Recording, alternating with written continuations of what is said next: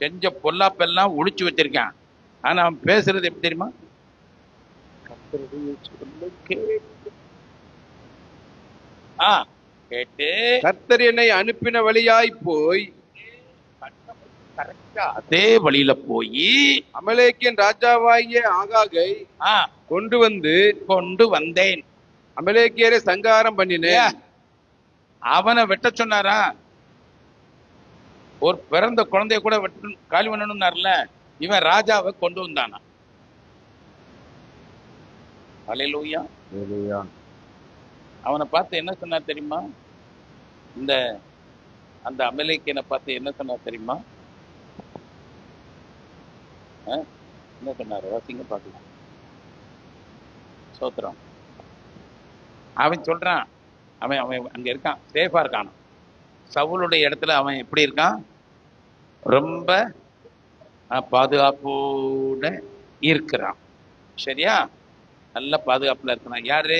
அமலேக்கின் ராஜா. இப்ப அதுதான் தேவையா?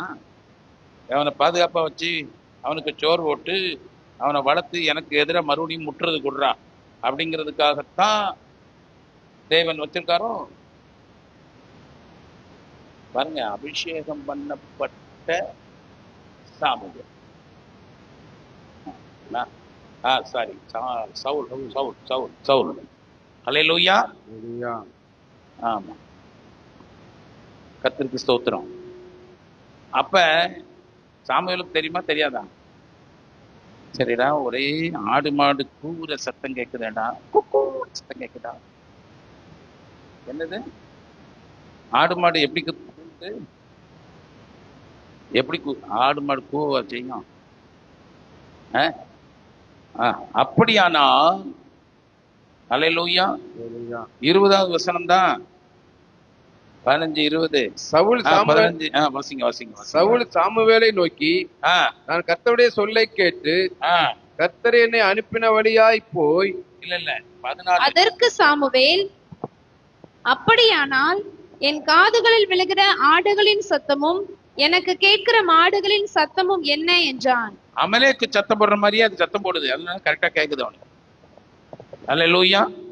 சில நேரம் நம்ம இல்லாத பொல்லாத நம்ம ஆசைகளை, நம்ம கோபத்தை, பொறாமைய எல்லாத்தையும் நம்ம சொல்லும் போது அசல் பிசாசு பேசுற மாதிரியே இருக்குல்ல. தப்பா சொல்லிட்டேனா? மற்றவங்களை பத்தி ஆகாதும் போகாதும் அப்படி பேசும்போது நம்ம அசல் பிசாசு மாதிரியே இருக்கோமா இல்லையா? என்ன இப்படி சொல்றீங்க? உங்களுக்கு